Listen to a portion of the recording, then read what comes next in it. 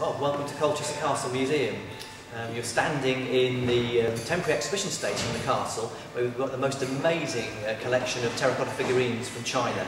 They've come all the way from a big city called Suzhou in Jiangsu province in China, just north of Shanghai. Really privileged to have them here in Colchester. The exhibition's come about because there's been connections over about the last 20 years between Essex, the county of Essex, and Jiangsu province in China. And then to celebrate that, there was an offer made to loan 43 terracotta figurines to a museum in the county of Essex. And very fortunately, it's Colchester Castle Museum has got the loan. So I went over to China about a fortnight ago with some of my colleagues, and we went down to Suzhou. We collected the figurines, got them crated up into 3 big crates, and then brought them back. But at the same time, we had a chance to actually look around at some of the amazing tombs from which these figurines came. They were made about 2,200 years ago to go into royal tombs. At that time, the Han dynasty had just come to power in China, and the Han emperors rewarded those people who'd actually supported them to gain power. And so the first Han emperor, Yu Bang, made his younger half-brother king of an area called Chu, which is centred on modern-day Suzhou. And there were 12 generations of kings, and when they died, they were buried in rocky tombs cut into the hillsides around the city. And these figurines that you can see in these showcases have come from those tombs. The largest number of them, in fact the ones in the case behind me here, came from Shizishan, which is Lion Hill, and that was probably the 3rd king of Chu, a man called Liu Wu, who actually disgraced himself. It's quite an irony that most of the figures we have come from the tomb of a king who'd actually fallen out with the emperor. He was planning to rebel against the emperor. The emperor got wind of that, and so he defeated his armies. And Liu Wu then knew the game was up, so he committed suicide. And what happened was that he got buried hastily, but all this material went into his tomb. I can't say for certain it was him, but it looks, because it was a hasty burial, it probably was this king. And then in 1984, Professor Lee actually was told there were some strange little figurines coming out of the ground. And apparently he cycled up to the site and discovered a warrior pit full of 4,000 figurines of soldiers, horses, you name it, was in this pit, all there to guard the tomb. It took another 10 years to find the tomb, and when they got into the tomb itself, and they discovered things like these lovely cavalry horses here, nice pot-bellied horses with benign smiles on their faces. They're lovely creatures.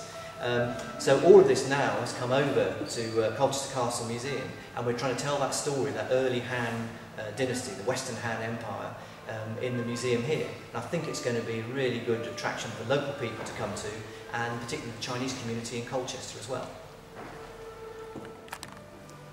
Hello, welcome to the Gardens to the King. And now I'd like to introduce Professor Li. His name is Li Yingde, the head of Suzhou Museum.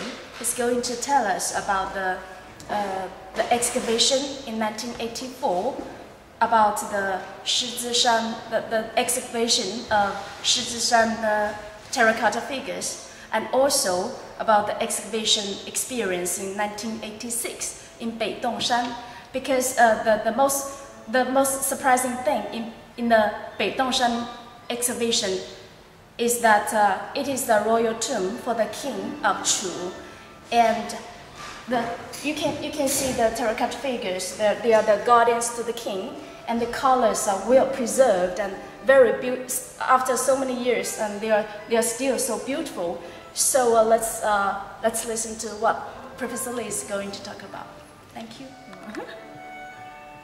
这个其实这个兵马俑的发掘，那么是1984年12月一个冬天的早晨，那么我们骑着自行车啊，到了一个取土场，那么发现呢是有一些碎的这个陶俑，所以我就开始在那发掘，那么最后发掘出这个2000多件这个兵马俑，那么当时天气还非常寒冷，所以这个但是也非常的这个激动，因为当时呢这个国内就是中国啊，就是只是秦始皇陵墓发现过兵马俑，这是兵马俑的发掘的情况。我还要说一下这个就是北洞山的这个彩绘陶俑的发掘的情况，因为北洞山也是一个楚王的陵墓，那么这个除了古代被盗以后啊，就是1950年代，就54年，农民放牛，这个牛在这个墓上面也踩出一个洞来，最后呢，就有这个很多人都不敢进去。最后当地的部队进去以后，也有很多老百姓进去。1978年也有很多老百姓进去，就把里面这个很多文物拿出来。但是到我们1986年发掘的时候啊，在这个墓道里面两边的小龛里面，就是楚王的这个卫士，这个都没有受到任何的破坏，所以色彩保持了非常的这个鲜艳。当时我们就是门一打开以后，发现那么鲜艳的陶俑，那简直就是惊喜的，因为这个陶俑像刚刚制作出来一般，所以当时啊，这个在国内啊引起非常大的这个轰动。